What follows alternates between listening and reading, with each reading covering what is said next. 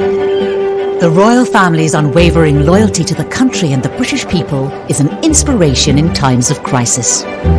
They are brave and they have this rock-hard sense of duty that runs all the way through them. During the Second World War, with British morale at an all-time low, the royal family stepped up, and one member in particular stood out. Putting themselves in the line of danger was integral to the wartime effort, was the Queen Mother's genius, really.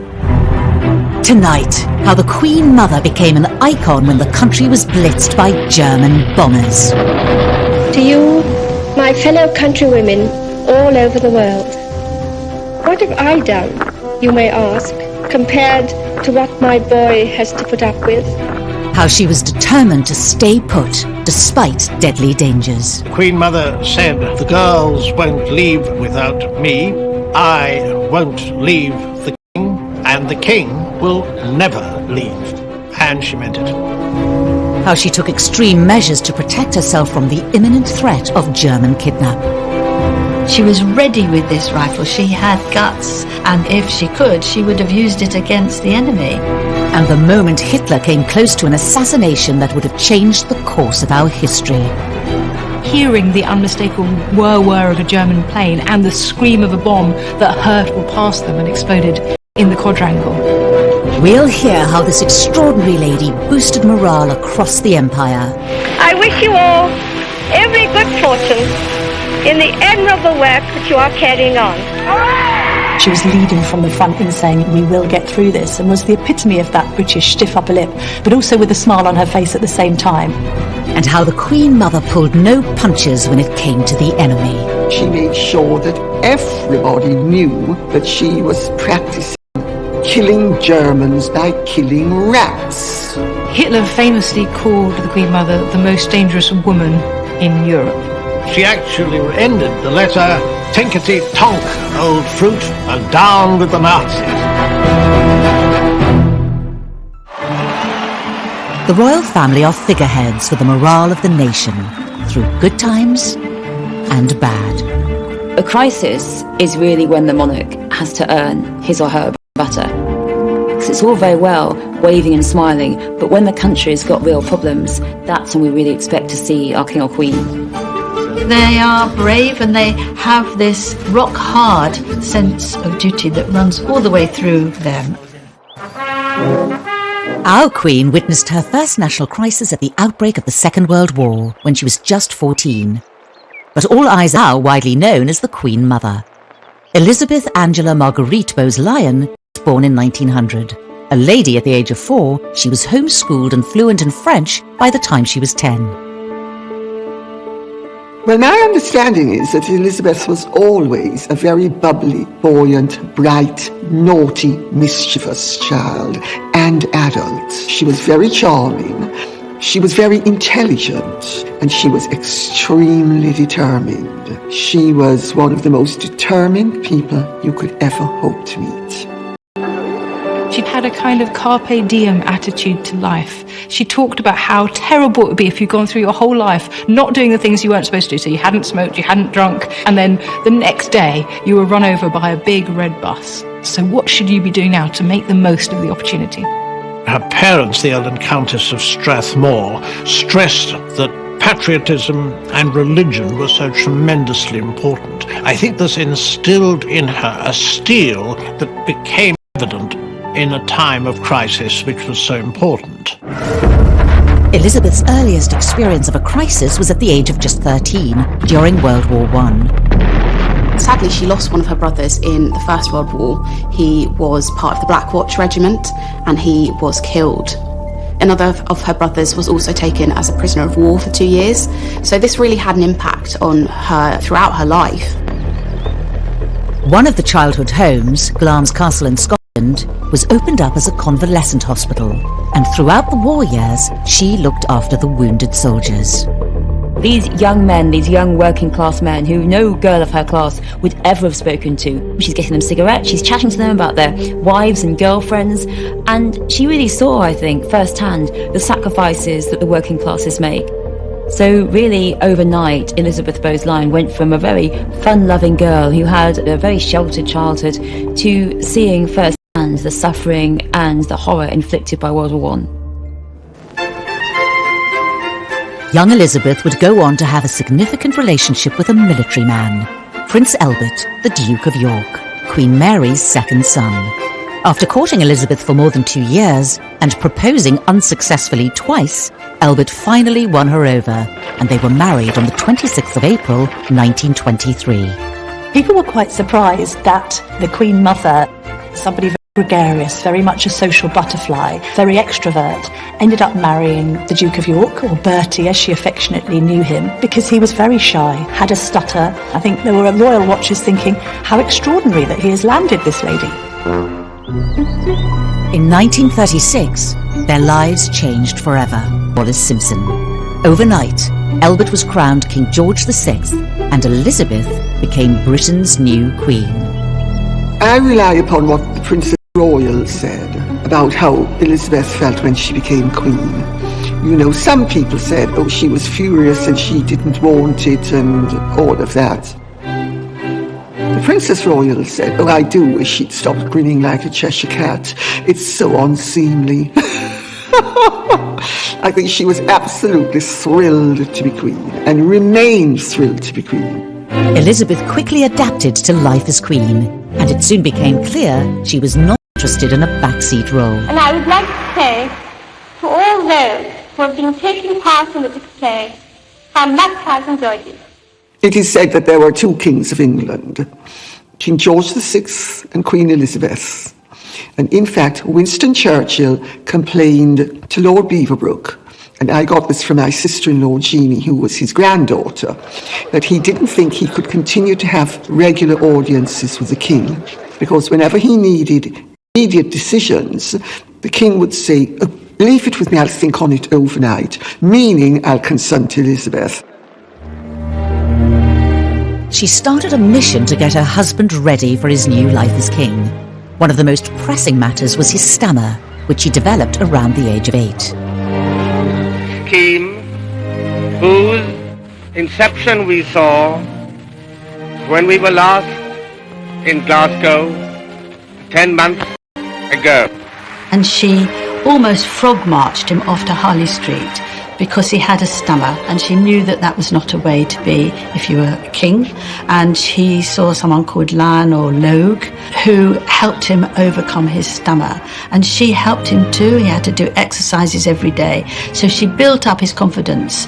She bucked him up when he had to go and see members of the public, which he found so daunting. Lord Halifax actually described her as a steel hand in a velvet glove. And above all, I suppose, she gave him love, and he flourished because of her love. She made it possible for him to find the inner strength that was needed. And she inspired him, and she taught him how to connect with the people in a way that was really, really important for the years that followed.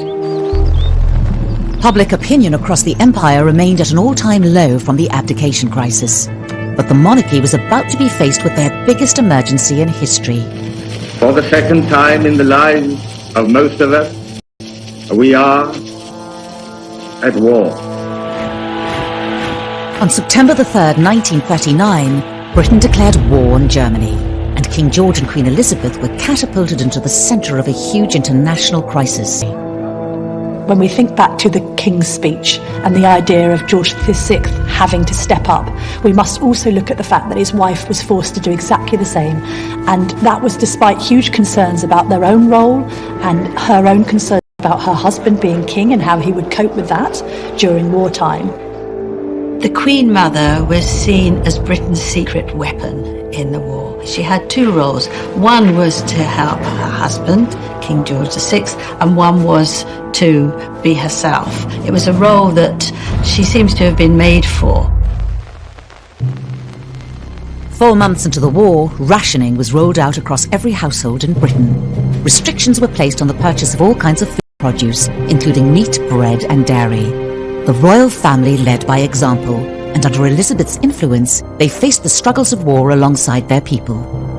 The Queen Mother had these strict rules for wartime economy. So at Windsor Castle, there wasn't much heat. I mean, it was so cold that the women were forced to wear their furs inside, cover themselves with blankets. There was a single bulb in each room. The royal family had ration books like everyone else. They had clothing coupons. One very touching story There were national appeals for aluminium because it was needed to make the planes, and the Queen Mother encouraged her daughters, Elizabeth and Margaret, to give up their saucepans that they had in their Wendy house. The Queen felt very strongly that she had to show they were all in there together. When Churchill came to visit, he was taken aback by the fact that the Queen Mother had instigated the palace to react positively to rationing. He was given some sandwiches and he said they were disgusting, and were they filled with sawdust? The Queen Mother was a very determined woman, and she was very tough, and it's very clear that this adherence to these strict rules during wartime came from her. A year and a half into the war, things took a dramatic turn for the United Kingdom. The 7th of September 1940, the Luftwaffe attacked London, leaving 430 dead, a day that would become known as Black Saturday. The Battle of London, which began with strong forces of Nazi bombers attacking the capital, led to a big fire on the waterside early in the onslaught.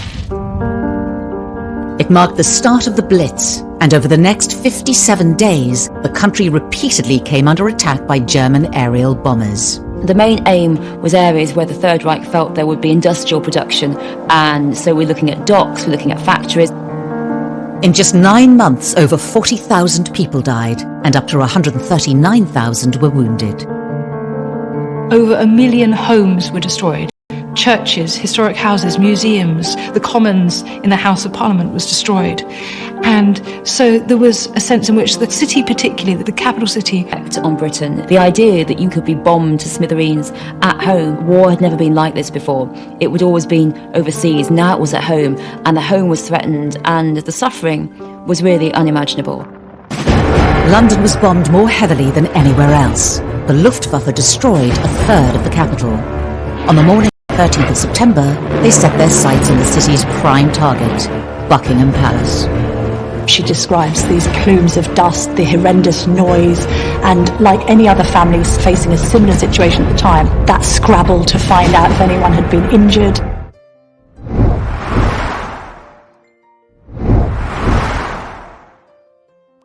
Historically, it was the king's duty to fight on the front lines of war. The last to do so was George II in 1743, during the War of Austrian Succession. Traditionally, the role of a monarch was to be a warlike figure, to actually be a war leader. At the time of the Second World War, it was a more ceremonial role. But actually, that ceremonial, symbolic role was incredibly important.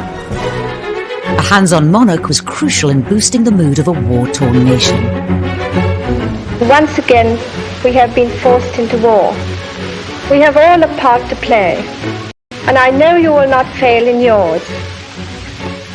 Only when we have won through to an enduring peace shall we be free to work unhindered for the greater happiness and well-being of all mankind.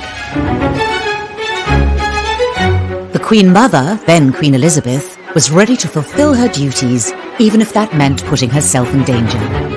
As the death toll continued to rise, politicians expressed concern, not just over the royal family remaining in their home, but staying in the country. The Queen Mother's personality was one of defiance. She was tough, she was resilient. Churchill was advising her to flee to Canada. It was actually advised by the Cabinet Office at the beginning of the war and advised again by Churchill at the time of the Blitz. The Queen Mother said, "The girls won't leave without me. I won't leave the King, and the King will never leave." And she meant it. It was troubling to Churchill, it was troubling to ministers who had advised them, like other aristocrats, to flee and leave the country, but they defied that. Elizabeth had a great amount of influence over her husband. I don't think he would ever have left the country. He'd have seen it as his role to stay. But I do think that he did consider that Elizabeth and his daughters should go, and she was determined that she should stay, and also that the princesses should stay as well. Elizabeth knew exactly what she was doing. Press reports of the family remaining at the palace portrayed a powerful message to both the enemy and the people at home. The resistance and of British pride. The message was that things weren't that bad. They couldn't be that bad if the King and Queen were still here. So it's very much the sense that they were saying, we are in it with you. This is a narrative of shared suffering. And it's amazing what people can endure if there's a sense of equity about the distribution of the suffering. And so understanding that putting themselves in the line of danger was integral to the wartime effort was the Queen Mother's genius, really. Well, I think there was a very strong propaganda message to the royals staying put. It was very much this sense of we will not be defeated. Refusing to leave the most iconic building in the country was a tactical move, but it left the family and their staff vulnerable to attack from the Third Reich. It was a huge risk for the royal family to stay in London at the time of the Blitz. Just like today, the royals are a target. To be able to take one of them out, that would have been a morale boost for the Germans, but it also would have knocked the morale of the Brits as well. German aerial bombers were not the only threat to the royal family. There were rumours of potential kidnap from German parachutists. So with the help of Winston Churchill, Elizabeth took drastic measures to prepare herself. During the war, Churchill came and saw her a great deal, and he gave her a rifle. And so she would go around practicing shooting by trying to kill off rats. But she was ready with this rifle. She had guts. If she could, she would have used it against the enemy. This was seen by many as a clever propaganda technique devised by Elizabeth. She made sure that everybody knew that she was practicing killing Germans by killing rats. There was a link, and the link was that the Nazis were rats. And so the word was leaked that she was at the palace practicing shooting rats. Propaganda is very important in a war. All of this tells us of a woman who was humorous in the face of disaster. The expression is a tough old bird, isn't it? She was somebody who wasn't going to easily be cowed. If you think that the best way to deal with rats is to practice hitting them as if they're Germans, then you've got a certain spirit about you. Nothing could prepare Elizabeth for the events that unfolded during September 1940. On the 8th, a 50-kilogram bomb was dropped by the Luftwaffe on the grounds of Buckingham Palace, but it failed to explode. Just a few days later, at 11 a.m. on the 13th of September, the Germans hit the palace again. The Nazis hit Their Majesty's private chapel. The King and Queen had worshipped here only a few hours earlier. An unpublished letter written by Elizabeth gave us a unique insight into what happened that day. We have her writing to her mother-in-law, describing, hearing the unmistakable whir-whir of a German plane and the scream of a bomb that hurtled past them and exploded in the quadrangle. So they were very close to assassination. She says that her knees trembled a little bit after the explosion, which seems reasonable when you've had a bomb almost explode on you. The devastation caused by the 5 high-explosive bombs was terrifying. I saw a great column of smoke and earth thrown up into the air, and then we all ducked like lightning into the corridor. She describes these plumes of dust, the horrendous noise, and like any other family facing a similar situation at the time, that scrabble to find out if anyone had been injured. It didn't take her long to realise that she was actually the person who had to make sure that everybody else was all right, and that would be very much her role. So I imagine that's also quite strengthening, actually, if you can put your own fear aside and sort of concentrate on other people's. And I'm sure she did a very good job, because she was basically a very strong person, and she was very much a leader, and she knew that that was where she could make an impact.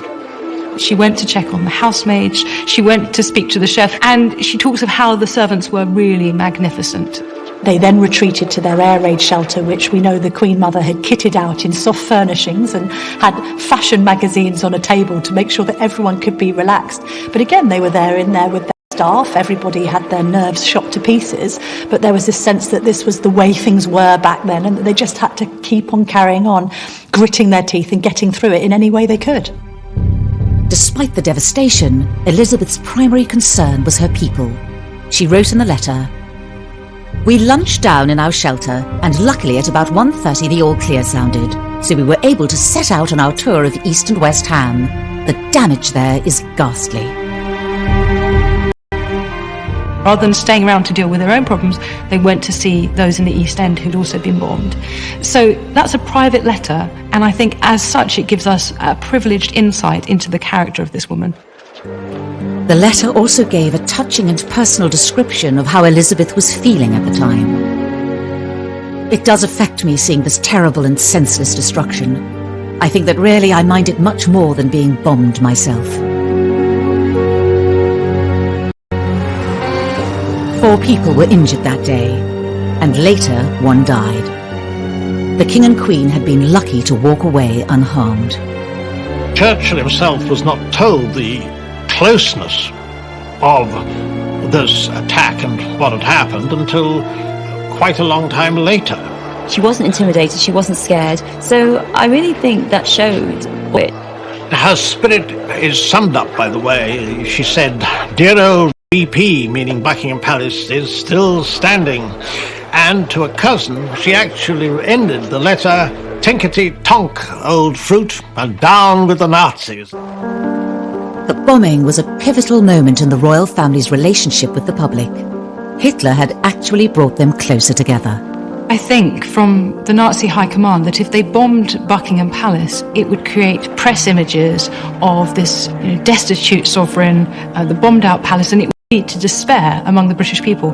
And exactly the opposite happened. 40 reporters were invited to view the damage. All civilized people give thanks that their majesties have escaped the Nazis' barbarous attacks. The Sunday Graphic newspaper detailed how that day resonated with so many people. For the second time, a German bomber has tried to bring death and destruction to the home of their majesties. When this war is over, the common danger which King George and Queen Elizabeth have shared with their people will be a cherished memory and an inspiration through the years. The message that was coming out of that was, this beast in Berlin who has tried to assassinate our beloved sovereign, we can't let them get away with this. And there was a sense of pulling together. So immediately it actually served to do the opposite to what the Germans have thought and became this extraordinary PR opportunity. The king is still in London, in London, like Mr. Jones and Mr. Brown. The king is still in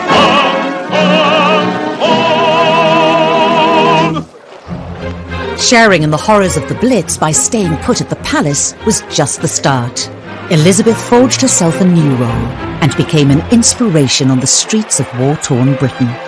There were times when the Queen Mother was putting her arm around people, physically comforting them through this horrific time. She was by her husband's side, but really was hugely influential, and it was almost more her than him that became the figurehead at this time of great national crisis.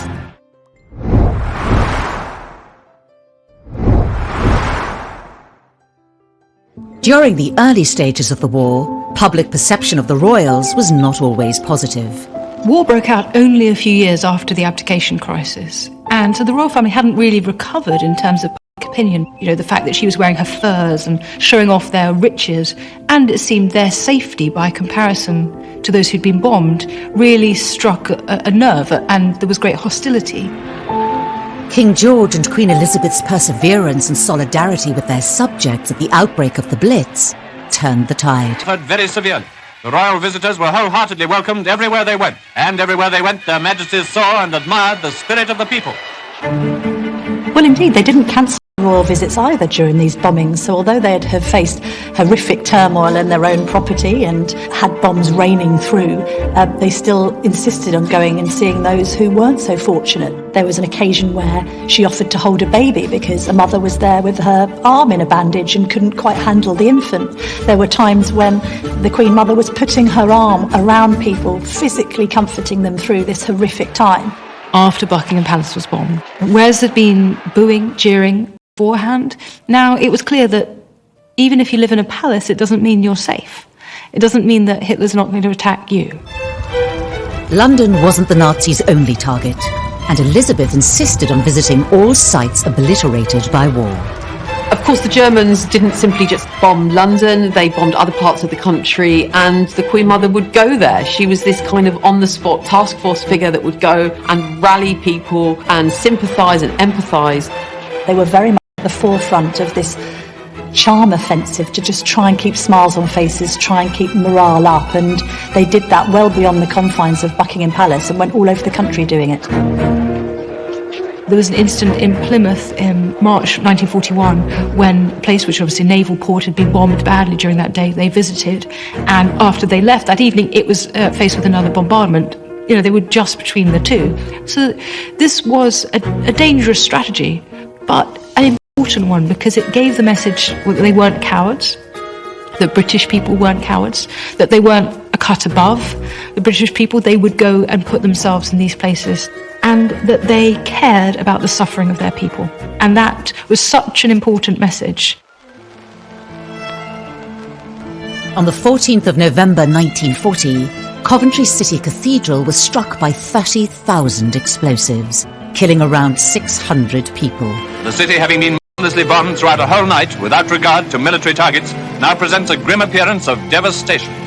Again, without hesitation, Elizabeth defied the Nazi threat by standing shoulder to shoulder with the British people. She understood the fear, the devastation of the Blitz, and she would once again go out, visit people. It absolutely exemplified all that was the best of London, indeed the whole country, at this time of crisis. Many hundreds of people were killed. She went there and there was this sort of outpouring of affection for her. The national anthem was sung by hundreds of people, but it was this reaffirmation of those bonds. It really was hugely influential, and it was almost more her than him that became the figurehead at this time of great national crisis. As a significant part of the monarchy, Elizabeth played a pivotal role supporting the nation in a time of crisis. I think she was determined to do everything in her power to help this country. I mean, obviously she couldn't go and fight, but she could be there to boost morale. Our own Queen Elizabeth has found time, amidst a host of other royal war duties, to institute a sewing bee in Buckingham Palace. Part of, I think, the Queen Mother's psyche of getting through the war was trying to maintain as normal a life as possible. This sense constantly that she would not let the Nazis defeat her didn't just mean in that sense of kowtowing to bombing raids over Buckingham Palace, but equally not to stop her and fellow Britons in their traditional way of life. Elizabeth found many ways of instilling positivity in troubled times. It wasn't just through visits to bombed-out areas. Due to the closure of music halls, theatres and other cultural venues, she kept spirits up through public appearances. She went to concerts at the National Gallery. The pianist Sarah Hess had organised these daytime concerts, and the Queen Mother said that these were some of her happiest hours in these dark times. And she was also concerned about keeping other people's spirits up. On one occasion, the Queen Mother actually even wrote out a poem for Churchill and had it sent round to Downing Street. He was had a very romantic sort of nature, really, and so is said to be supported, by some stirring words from the Queen at this point. It's very important to him. And boosting things for him, as to keep him going, was very important, and that's one of the key roles that the King and Queen had during that time. While the King focused on how the war was unfolding overseas, Elizabeth kept her focus closer to home and spoke directly to those left in Britain. Well, the Queen Mother was in a great position to give speeches to women and children. If you imagine that the King was in lockstep with Winston Churchill trying to give the more alpha message about the war effort and how things were going on the Western Front, a sense that the Queen's responsibility was to try and keep things calm and settled on the front. World War II was a significant moment in the changing roles of women, that women took on new roles. They were in factories, they are out there working, they're working in the transport, they're working in shops, and even if they're not working, they are at home with full responsibility for the family because the men's are away. Financial decisions, they have to take them. Elizabeth did these motivational speeches throughout the war, speaking to women and children about what they were suffering, what they were going through, supporting the war effort, supporting their men. On the 13th of October 1940, the Queen Mother gave a speech supporting the women of Britain. To you, my fellow countrywomen all over the world, what have I done? Chasing submarines in the Atlantic or chasing Rommel across Africa? She was basically saying to them, we're all in this together, and I'm acknowledging that you're having a hard time. And she made it plain to people that she was sharing their hard time. In your different spheres, you have done all that he has done, and endured all that he has endured. It wasn't just through her words that Elizabeth inspired others. She also joined the military services. The Queen Mother became the Commandant-in-Chief of a number of services like the Auxiliary Territorial Service, the Women's Auxiliary Air Force, the Royal Naval Service, the Women's Royal Naval Service. So much of the communications from the royal family during the war was intended to say, we are like you. I'm joining up to these things in support of the men, just as you are doing. And that's the tone of her communications to the women of Britain as well, that she was nothing special, but she was doing what they were doing. And that was the symbol that was at work there, really. It was the work of their mother that encouraged Elizabeth and Margaret to follow suit. Princess Elizabeth, now a second subaltern in the ATS, has been on a 3-week course of instruction. In the classroom, she pores over a map, sharing it with a sergeant, Patricia Young of Fleet, Hampshire. Well, I think the Queen's example was followed by her daughters literally to the letter, in the sense that the Queen said she wanted to contribute to the war effort and contribute to the military effort.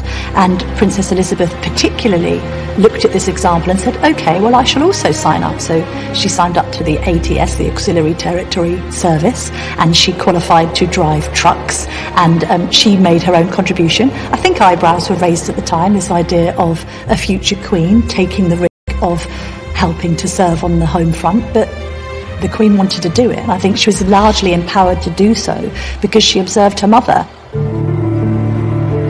The reputation of the monarchy was now on the rise thanks to their contribution during the darkest days of war.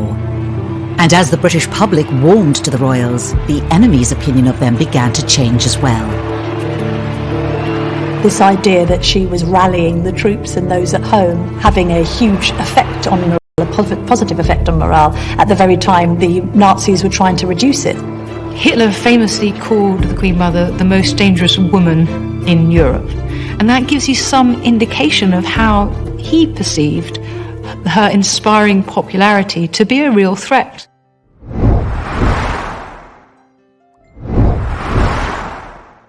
Tôi về thuở xa xưa bay cao cùng cánh diều ngồi chơi với đàn bạn cùng những ngày thơ vui đôi ngày tháng để lòng tôi hân hoan vì trời mây ngày xưa dấu yêu.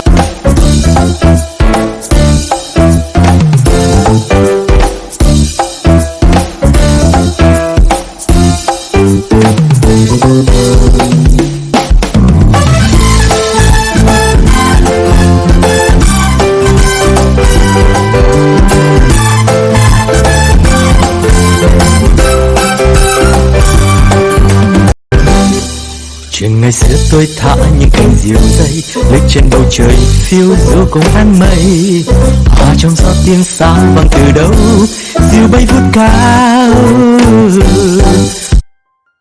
Britain's beloved monarchs were again demonstrating a human sympathy for their subjects, whose courage has never yet been shaken. The Blitz spirit was a rare moment of hope to emerge from the ruins of heavily bombed London during World War II. The British people were brought close together through the common goal of surviving the war, and the then Queen Elizabeth, now known as the Queen Mother, nurtured the solidarity. The Queen Mother was a key part of Blitz spirit. She really felt that it was her job to give hope. It was her job to go and see people and say it will be better. And I think she knew that it meant so much to people for her to go out there. Elizabeth was at the forefront of raising the nation's spirits during the war. But in the dark days of the Blitz, would even her best efforts have an impact? Well, I think the Brit spirit and this idea of keep calm and carry on is very much exemplified in the Queen Mother. That sense of putting duty first, of being visible, of trying to connect with the public, because you are a figurehead on one hand, but also taking this role as mother of the nation. The Queen Mother was this kind of on-the-spot task force figure that would go and rally people. It just gave everybody a sense of hope, a sense of optimism, a sense of strength. And indeed, the Ministry of Supply, when they did figures afterwards of productivity on days after visits from the King and the Queen, productivity would increase. I wish you all every good fortune in the admirable work that you are carrying on. People had had a lift, people were re-energised again, and it was that the Queen Mother really did bring to the war effort. Elizabeth's unsinkable optimism and rabble-rousing character was well received on the home front, but also felt keenly behind enemy lines. Hitler famously called the Queen Mother the most dangerous woman in Europe. And that gives you some indication of how he perceived her inspiring popularity to be a real threat, that actually it would continue to encourage British people to keep going in the face of what looked like certain defeat. It is not putting a smile on their face. I'm sure the Queen Mother loved the notion that Adolf Hitler dubbed her the most dangerous woman in Britain. This idea that she was rallying the troops and those at home and having a huge effect on morale, a positive effect on morale. She was wonderfully defiant. That can't have gone down at all well in Nazi headquarters, I wouldn't have thought.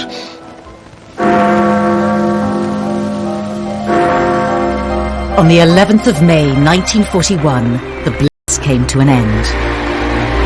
4 years later, at 6 p.m. on the 8th of May 1945, Germany surrendered unconditionally. The King broadcast to the nation that the war in Europe was finally over. Germany, the enemy who drove all Europe into war, has been finally overcome.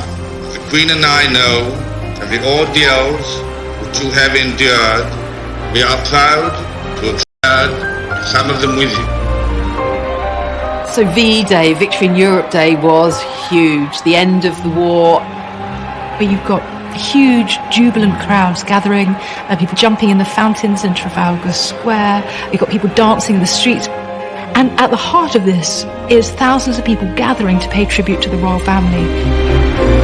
The royal family were at the heart of the nation's celebrations. The King and Queen had been at the heart of the war effort, and that was displayed in the appearances. Everybody went absolutely wild. The King and Queen were called onto the balcony 8 times. They were there sometimes with their daughters, sometimes with Sir Winston Churchill. People went crazy. It was the most wonderful, wonderful day. The average Briton were calling for the King and Queen because they absolutely perfectly embodied the spirit of the nation.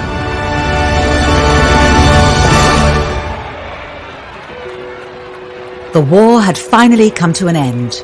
VE celebrations were over, but Elizabeth's contributions to the war effort continued. The Queen Mother never forgot the East End, and she did, post-war, make many visits. She also never forgot her military and wartime connections, and was very much a symbol going forward of the proper memorials around events like D-Day and VE Day. We see her again and again at the heart of celebrations to mark the 50th anniversary of the end of the war, or just before her 99th birthday, she unveiled a memorial at St Paul's Cathedral to those civilians who died during the bombing of London. So this was absolutely in her heart to the end of her life. To take the Blitz as it came, they defied it. In particular, Elizabeth's unique relationship with the East End was never lost. After all its residents had been through during the Blitz period, her commitment to them continued, visiting them whenever she could. The famous one is from 1987 when she visited Limehouse. She went to a pub, she poured a pint, so she herself was 87 at this time, poured a pint and then drank it about 3/4 of it, we're told. She was the best of them, and for them she was not this great other distant privileged woman. She was a woman who had gone through the war with them, at one with them, had seen them through. One lovely thing was that every year whilst the Queen Mother was alive, at her house, Clarence House, on her birthday would arrive a huge cake from the East End, which was from all of those that she had comforted during their terrible suffering. Long after the war, really right through to the end of her life, she was one of theirs, and there was a sense of real affection and bond between them that really actually, never died. The Queen Mother's death on the 30th of March 2002 marked the end of an era for Britain and the monarchy. I remember it very clearly, a sort of terrible feeling of loss when she went. There was a feeling that somehow a tremendous sort of spirit, who had been still very visible right up to the end, had suddenly left us, and that was very sad. I think that everybody who remembers the Queen Mother remembers her affectionately. And there was this great outpouring when she died. She had lived a long life, 101 years, but she was a great loss. And the only thing that we can take from that as a silver lining is that so much of what she exemplified in her life has since been adopted by the younger royals. The Queen Mother's efforts during the Blitz set the standard for future royals, particularly in times of national crisis. The Queen Mother's example was very, very important to the other members of the family and to the younger ones as they saw what she did. And certainly the way that the royal family operate today, the Queen is very quick to go to a place of tragedy or crisis. Even though the Queen Mother is now dead, people still talk about her in World War II. She set the bar for what is expected of a queen in a war. You go out there, you see people, you think about others rather than yourself. That is really important. There is this reflection that the Queen Mother's contribution during the Second World War should always be echoed, that it was a hugely successful example of where royals are at their best, connecting with the general public. And we very much see that in Princes William and Harry in the way that they now carry out their difficult times and using your position of enormous privilege to give something back to the communities around you. No royal can ever stay in their gilded cage. No royal can ever stay in their tower if there's a moment of national crisis. What she did during World War II, it's impossible to say how important it was. What she gave to morale, to the country, to her husband, and really to the vision that Britain could survive.